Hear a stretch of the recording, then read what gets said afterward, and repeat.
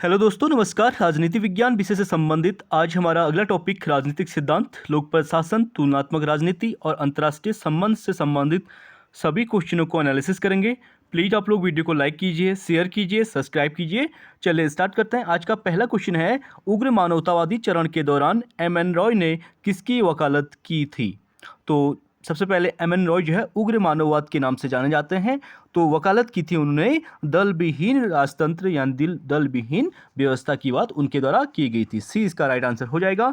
आप देख सकते हैं रॉय ने सच्चे लोकतंत्र की स्थापना के लिए राजनीतिक दलों की कार्यपद्धति को ठुकरा दिया। उन्होंने नैतिक पतन का मूल कारण दल प्रणाली को बताया और दल प्रणाली को समाप्त करने की पुरजोर वकालत की थी। अगला क्वेश्चन है हमारा, अंबेडकर ने अपनी पुस्तक द अनटचेबल में अछूत उद्भव के लिए निम्नलिखित में से कौन सा सिद्धांत प्रस्तुत किया? मोस्ट इंपोर्टेंट क्वेश्चन है। तो इसका राइट आंसर हो जाएगा अछूत का बौद्ध धर्मी उद्भव। आप देख सकते हैं अंबेडकर ने हिंदू धर्म की भीतर निम्न जातियों के उद्धार की संभावनाएं धूमिल होती देखकर अपने अनुयायियों को बौद्ध धर्म अपनाने की सलाह दी और अपने अंतिम दिनों में स्वयं भी यह बौद्ध धर्म अपना लिया था।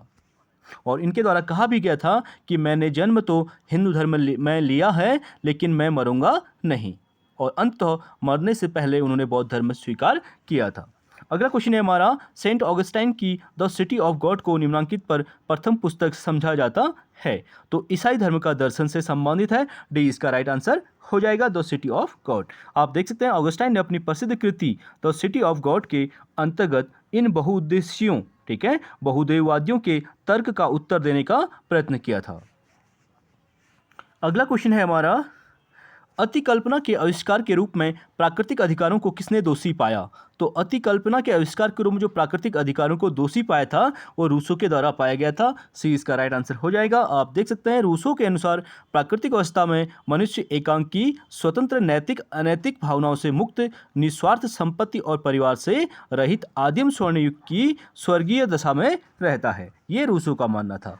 अगला है हमारा, पूंजीवादी व्यवस्था के अंदर एक व्यक्ति की स्वतंत्रता को बचाने के लिए छुटपुट समायोजनों के सुझाव किस सिद्धांत में दिए गए हैं? तो इसका राइट आंसर हो जाएगा उदारवादी व्यक्ति सिद्धांत, यानी सी इसका राइट आंसर हो जाएगा। आप देख सकते हैं उदारवाद का आधार स्वतंत्रता है और वह केंद्रीकृत शासन का विरोधी है, जबकि लोकतंत्र का मूल आधार समानता है। और उदारवाद में लोकतंत्र तथा व्यक्तिवादी विचारों का सम्मिश्रण पाया जाता है। अगले क्वेश्चन की बात करेंगे, इस बात पर किसने जोर दिया कि सरकार का प्रकार आर्थिक एवं भौगोलिक कारकों पर निर्भर करता है? तो ये जीन बोडिन के द्वारा कहा गया था, यानी ए इसका राइट आंसर हो जाएगा। आप देख सकते हैं जीन बोडिन ने इस बात पर जोर दिया कि सरकार का एक प्रकार आर्थिक एवं भौगोलिक कारकों पर निर्भर करता है। और जीन बोदा यानी जिया बोदा के द्वारा 16वीं शताब्दी का प्रसिद्ध फ्रांसीसी राजनीतिक दार्शनिक और न्यायशास्त्र वेत्ता था। और राजनीतिक दर्शन के क्षेत्र में बोदा की ख्याति जो है प्रभुसत्ता की संकल्पना और आधुनिक पूर्ण सत्तावाद के सिद्धांतकार के रूप में मानी जाती है। अगला क्वेश्चन की बात करेंगे, अहिंसा के साथ साथ सत्याग्रह को मिला देने से आप विश्व को अपने कदमों में ले आएंगे। मोस्ट इंपोर्टेंट क्वेश्चन है। यह स्टेटमेंट जो है किसके द्वारा कहा गया था? तो अहिंसा की बात महात्मा गांधी करते हैं। बिल्कुल स्टेटमेंट जो है महात्मा गांधी के द्वारा दिया गया था। बी इसका राइट आंसर हो जाएगा। आप देख सकते हैं अहिंसा के साथ सत्याग्रह, यानी दोनों वर्ड जो है महात्मा गांधी के हैं, अहिंसा भी सत्याग्रह भी। तो अहिंसा के साथ साथ सत्याग्रह को मिला देने से आप विश्व को अपने कदमों पर ले आएंगे। यह कथन महात्मा गांधी का है। गांधी जी अहिंसा के सिद्धांत में विश्वास करते थे। अहिंसा का अर्थ है अत्यंत व्यापक है, जिसमें कार्य ही नहीं अपितु विचार में भी सावधान रहना आवश्यक है। ये गांधी जी का मानना था। अगले क्वेश्चन की बात करेंगे, द्वंद्वात्मक पद्धति सर्वप्रथम किसने प्रतिपादित की थी? मोस्ट इंपोर्टेंट क्वेश्चन है ये भी। डायलेक्टिकल मेथड की बात कर रहे हैं, तो इसका राइट आंसर हो जाएगा बी, हीगल। आप देख सकते हैं हीगल जो है राज्य को ही पृथ्वी पर ईश्वर का अवतरण मानते हैं। और हीगल द्वारा प्रतिपादित विश्व आत्मा शाश्वत है, उसका विचार दिया था और सतत क्रियाशील और गतिशील है। इसका विकास द्वंद्वात्मक प्रक्रिया से निरंतर होता रहता है। इसे हीगल 3 क्रमों में विभाजित करता है, वाद, प्रतिवाद और संवाद के द्वारा हीगल इसे रिप्रेजेंट करते हैं।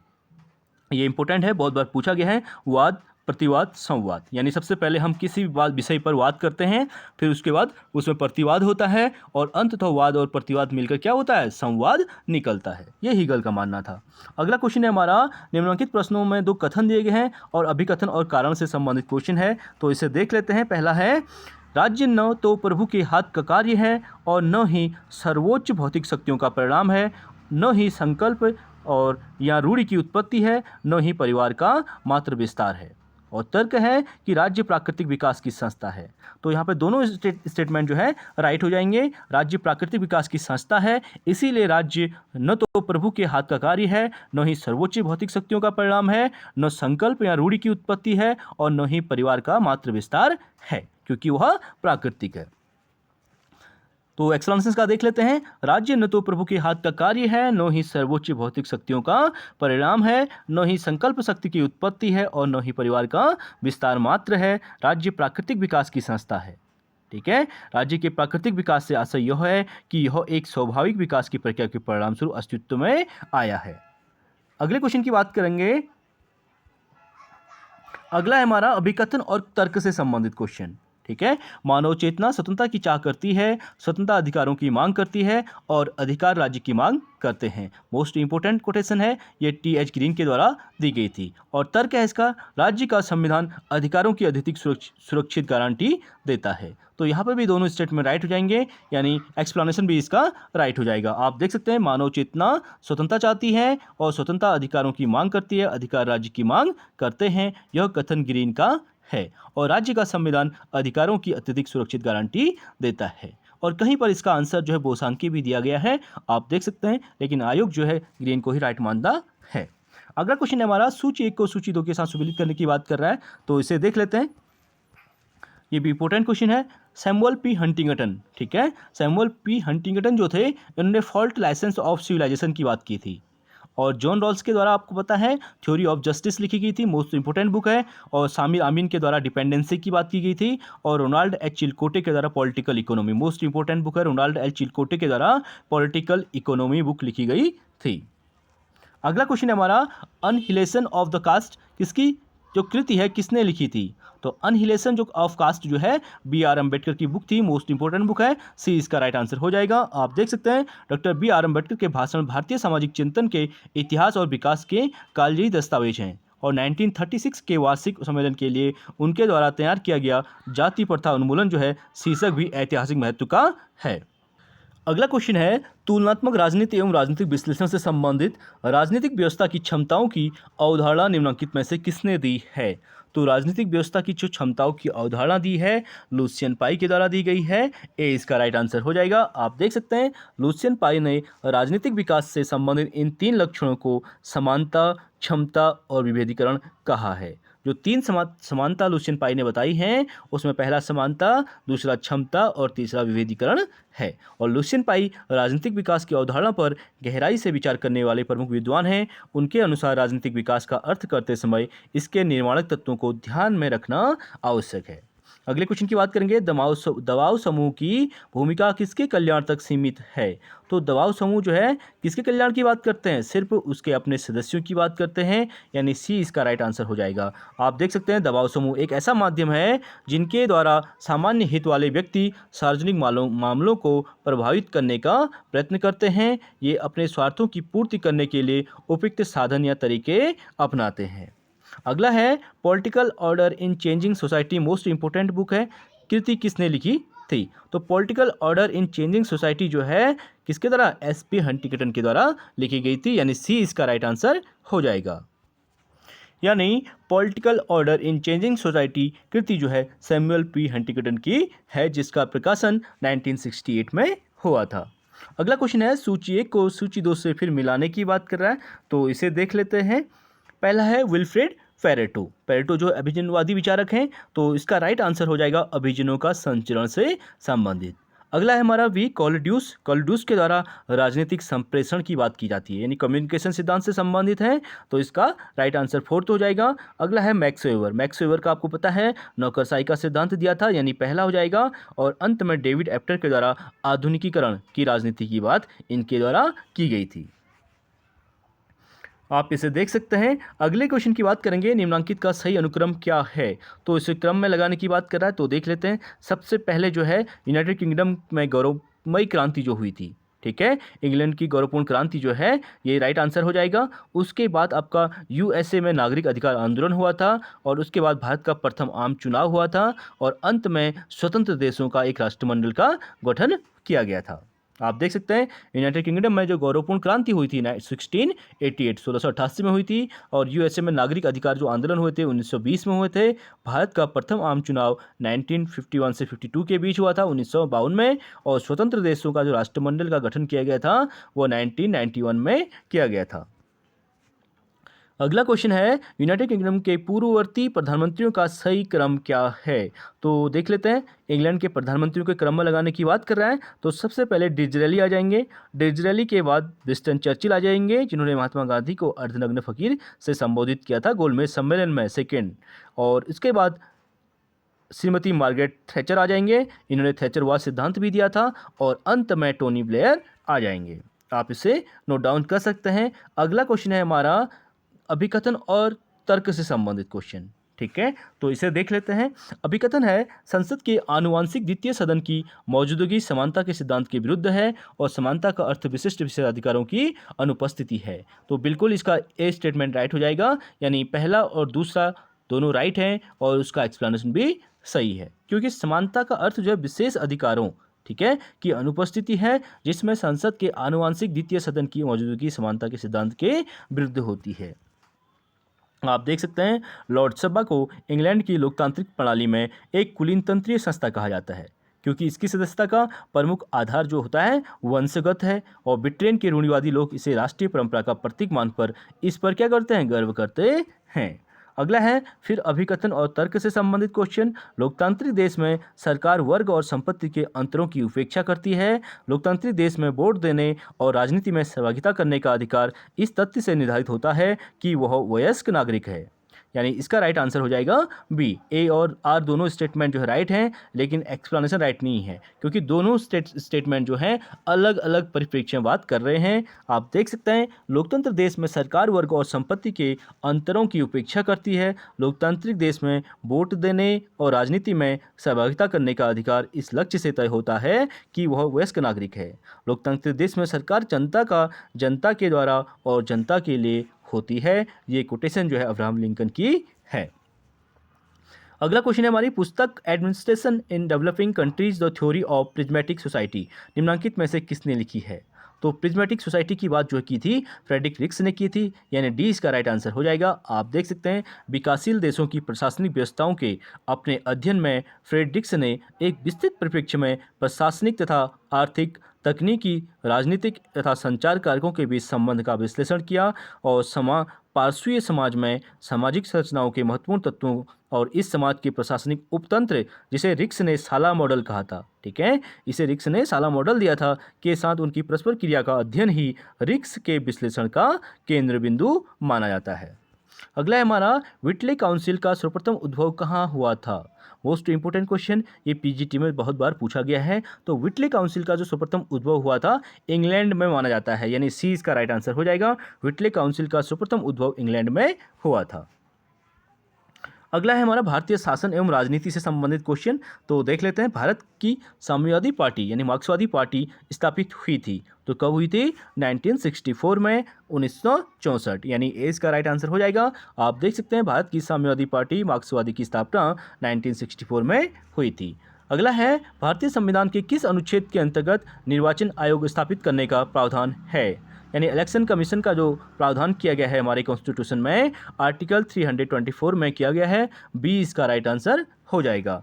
भारतीय संविधान के आर्टिकल 324 में निर्वाचन आयोग के संबंध में उल्लेख मिलता है। निर्वाचन आयोग मुख्य निर्वाचन आयुक्त और अन्य आयुक्तों से मिलकर बनता है और वर्तमान में बात करें तो हमारा जो निर्वाचन आयोग है इलेक्शन कमीशन है 3 सदस्यीय है, ठीक है, 3 सदस्य मिलकर, यानी एक मुख्य जो है और 2 अदर हैं। अगले क्वेश्चन की बात करेंगे। The Indian constitution cornerstone of a nation कृति के लेखक हैं। मोस्ट इंपोर्टेंट बुक है, पीजीटी में बहुत बार पूछी गई है। तो ग्रेनुले ऑस्टिन के द्वारा ये बुक लिखी गई थी, the Indian constitution cornerstone of a nation. आप देख सकते हैं the Indian constitution cornerstone of a nation कृति के लेखक ग्रेनुले ऑस्टिन को माना जाता है। अगला क्वेश्चन अभिकथन और तर्क से फिर रिपीटेड क्वेश्चन हो रहा है, तो इसे देख लेते हैं। अभिकथन और तर्क से संबंधित क्वेश्चनों को आप प्लीज आराम से देखें, क्योंकि ये क्वेश्चन जो है आजकल बहुत ज़्यादा पूछे जा रहे हैं। तो अभिकथन है, राज्य का राज्यपाल मुख्यमंत्री द्वारा बर्खास्त नहीं किया जा सकता। ठीक है, जो राज्य का राज्यपाल मुख्यमंत्री द्वारा बर्खास्त या पदच्युत नहीं किया जा सकता, बिल्कुल राइट स्टेटमेंट हो जाएगा, क्योंकि राज्य के राज्यपाल को राष्ट्रपति अपॉइंटमेंट करते हैं। तो राष्ट्रपति अपॉइंटमेंट करते हैं तो उनको बर्खास्त भी राष्ट्रपति के द्वारा ही किया जाएगा। उससे नीचे की अथॉरिटी जब नियुक्ति के बाद उसको बर्खास्त नहीं किया जा सकता है। यानी कोई भी अथॉरिटी किसी को भी अपॉइंटमेंट करती है तो उससे ऊपर की अथॉरिटी उसे डिसमिस कर सकती है, नीचे की नहीं। और राज्यपाल का निर्वाचन नहीं होता है, ये स्टेटमेंट बिल्कुल राइट हो जाएगा, यानी ए रॉन्ग है और आर राइट है। आप देख सकते हैं, राज्य के राज्यपाल की नियुक्ति संघ की कार्यपालिका के प्रधान यानी राष्ट्रपति द्वारा की जाती है और वह राष्ट्रपति के प्रसाद पर्यंत अपना पद धारण करता है एज ए प्लीजर। ठीक है, यानी राष्ट्रपति के प्रसाद पर्यंत ही राज्यपाल अपने पद पर रह सकता है। अगला है हमारा अभिकथन और तर्क से संबंधित भारतीय संविधान का अनुच्छेद 352 आपातकालीन स्थिति की घोषणा से संबंधित है और तर्क कह रहा है कि आपातकालीन स्थिति किसी भी समय उत्पन्न हो सकती है। बिल्कुल दोनों स्टेटमेंट राइट हो जाएंगे और एक्सप्लेनेशन भी इसका राइट हो जाएगा, क्योंकि दोनों की स्थिति में आपातकालीन की बात की जा रही है। तो आप देख सकते हैं, संविधान के आर्टिकल 352 के अंतर्गत राष्ट्रपति राष्ट्रीय आपातकाल की घोषणा कर सकता है और राष्ट्रपति राष्ट्रीय आपातकाल की घोषणा वास्तविक युद्ध अथवा बाह्य आक्रमण या सशस्त्र विद्रोह से पहले भी कर सकता है, जब उसे इस प्रकार की कोई संभावना या सूचना मिलती है। अगला क्वेश्चन है हमारा, सूची 1 को सूची 2 से सुमेलित कीजिए, नीचे दी कूट से सही उत्तर का चयन कीजिए। तो फिर देख लेते हैं, तो इसका राइट आंसर हो जाएगा बी। ठीक है, सईद अहमद खान जो बात करते हैं अलीगढ़ आंदोलन से संबंधित है। सईद अहमद खान। जयप्रकाश नारायण आपको पता है संपूर्ण क्रांति टोटल रेवोल्यूशन इंदिरा गांधी के शासनकाल में इन्होंने ये दिया था। और बाल गंगाधर तिलक की बात करें तो यंग इंडिया, ठीक है, सॉरी, बाल गंगाधर तिलक जो के द्वारा जो है केसरी पुस्तक लिखी गई थी। ठीक है, केसरी और मराठी। और एम के गांधी के द्वारा यंग इंडिया पुस्तक लिखी गई थी। आप इसको नोट डाउन कर सकते हैं। अगला है हमारा, फिर सूची 1 को सूची 2 से मिलाने की बात कर रहा है, तो इसे देख लेते हैं। इसमें जो है सबसे पहले क्रिप्स प्रस्ताव। ठीक है, क्रिप्स मिशन भारत कब आया था? 1942 में आया था, जब भारत छोड़ो आंदोलन की शुरुआत हुई थी। तो इसका तीसरा हो जाएगा। और भारत सरकार अधिनियम जो है 1935 यानी फोर्थ हो जाएगा। और मंत्रिमंडल मिशन योजना का संबंध जो है 1946 जब कैबिनेट मिशन भारत आया था उस समय हो जाएगा। और नागरिक अवज्ञा आंदोलन का संबंध 1930 में महात्मा गांधी के द्वारा शुरू किया गया था।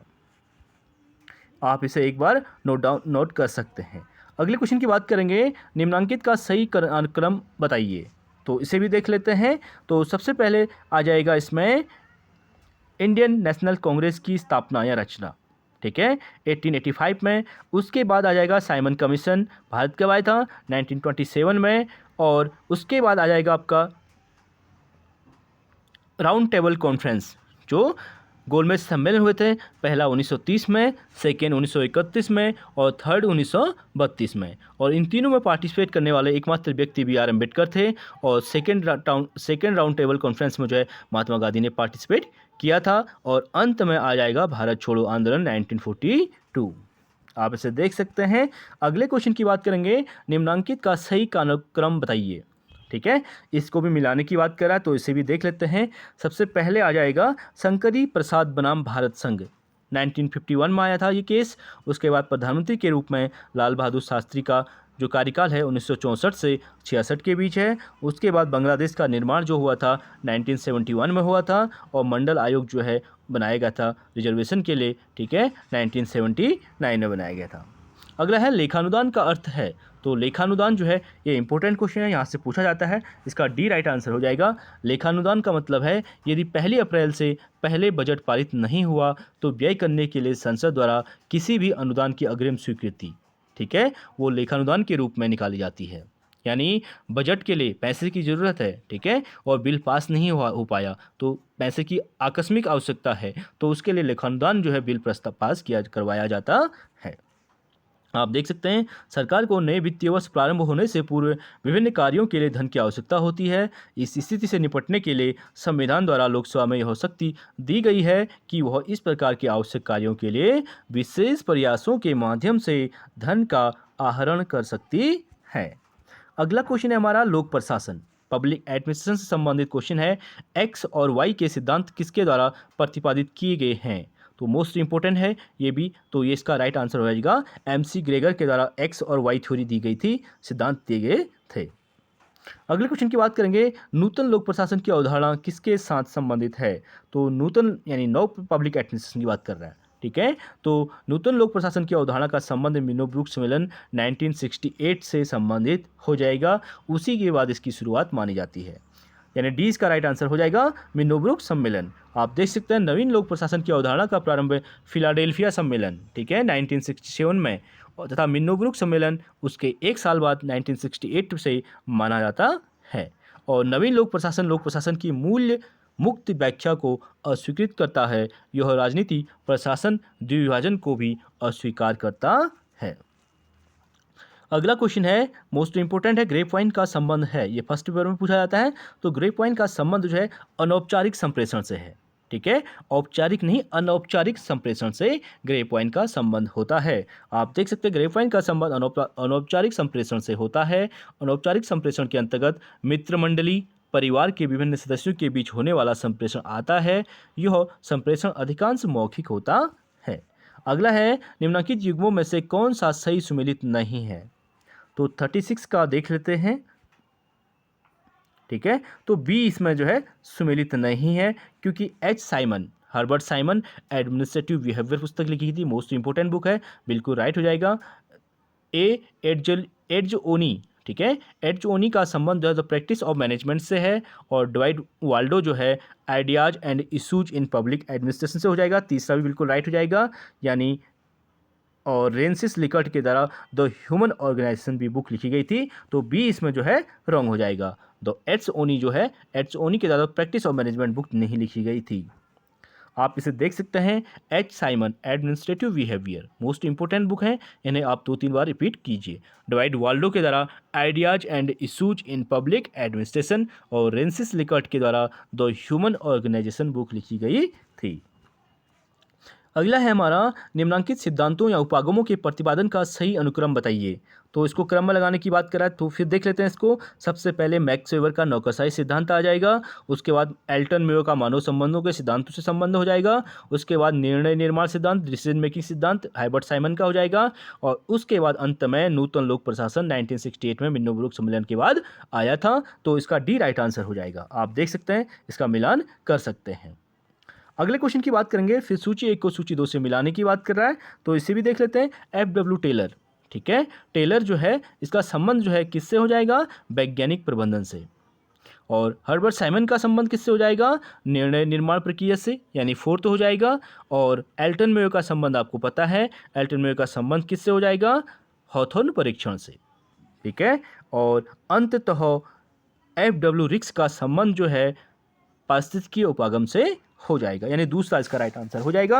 आप देख सकते हैं, FW टेलर वैज्ञानिक प्रबंधन के सिद्धांत से, हर्बर्ट साइमन का निर्णय निर्माण की प्रक्रिया से, एल्टन मेयो हॉथॉर्न परीक्षणों से हो जाएगा, और FW रिक्स का संबंध पारिस्थितिकी उपागम से हो जाएगा। एल्टन मेयो का जो हॉथॉर्न परीक्षण है ये कब से कब तक हुआ था ये भी पूछा जाता है। ये 1920 से 1930 के शासनकाल के बीच है, ठीक है, तो आप इसे नोट डाउन कर सकते हैं।